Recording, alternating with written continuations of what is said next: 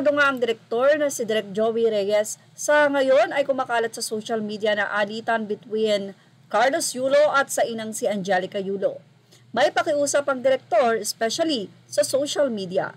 Aniya, my dear colleagues in media, he just lifted the spirit of the nation by winning 2 Olympic gold medals. The people are overwhelmed with pride and joy. So please, don't give media space to a drama queen mother who wants to tarnish the moment of glory of her own son regardless of personal reason. She and her narrative should be collectively ignored. Mabuhay Kakaloy! Mabuhay ang mga atletang Pilipino! Samantala, tila ayaw naman makisawsaw pa ni Heidelin sa nasabing issue ng mag-ina. Tanging narito ang naging mensahe ni Heidelin Diaz para kay Carlos. Proud ako sa iyo ay i-enjoy mo ang bunga ng pinagpaguran mo at lagi mong ibabalik sa Diyos at bayan. Dahil lahat ng tagumpay natin ay hindi pansarili. Congratulations! Yan ang naging saad ni Diaz sa Golden Boy. Samantala, iba't iba naman ang naging reaksyon ng mga netizen hinggil dito. Isang Facebook page na nagngangalang Kate Liao ang nagbigay ng kanyang opinyon hinggil sa naging interview ni Mami Angelica Yulo sa nasabi nga pong exclusive na interview sa kanya via Bombo Radio Philippines. Gaslight pa more, all I know is walang matinong ina, kapatid ang sisiraan ng anak. Kapatid in public, TBH, the fact ng ingay nyo since August 2023, tapos si Kaloy tahimik about the issue says a lot. Ginawa pang scapegoat yung GF na mukhang naging sandala ni Kaloy simula nung nagka-issue sila sa pamilya. Tinanong ng nag-i-interview kung anong mensahe para sa anak. Hindi man lang i-congrats. Dinamay pa yung tatay, mukhang okay naman ang relasyon ng mag-ama. Also, yung gastos niya sa savings ng anak niya, gina-justify niya pa.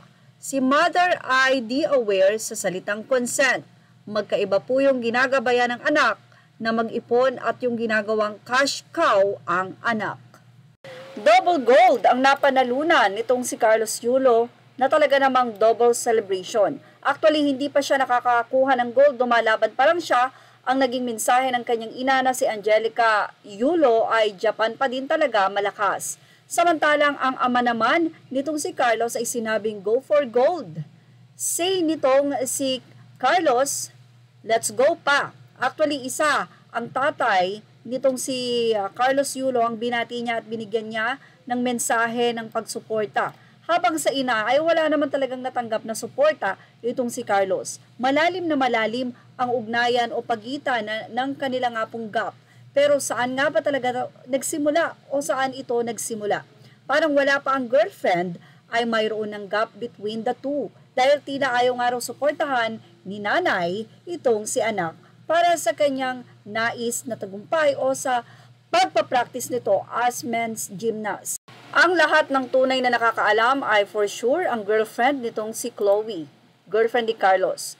Pero sabi nga ng mga netizen, gaano pa man katoxic ang iyong ina, ano man na ang reason nito sa lahat ng kanyang pinagkukukuda sa social media. Ang nanay ay nanay. For sure, hindi naman siya naging ganong kasama. Talagang may tampo lang siguro dahil nagkaroon ng hati ang atensyon. Lalo na nang tila nagkaroon na nga ng sasandigan nitong si Carlos at hindi na nga siya. Well, sabi nga natin sana maging maayos dahil iba pa rin talaga ang igagalang mo ang iyong ina. Yun talaga ay sobrang pangako na mas lalo kang pagpapalain. Lalo na't nag-quote pa itong si Chloe nang sinabi niya na pinagpala nga daw ng Panginoon itong si Carlos dahil nagkaroon ng 2 medal. So sana si Chloe as girlfriend ay maging isa sa tulay upang maging maayos ang ina at si Kaloy. Iyon ang pinaka-way. Huwag ka na nga sanang dumagdag pa para mas lalong maging malayo ang loob ng isa't isa. Well, yan ang ating showbiz snap update. Thank you for watching. Images are all credit to the rightful owners.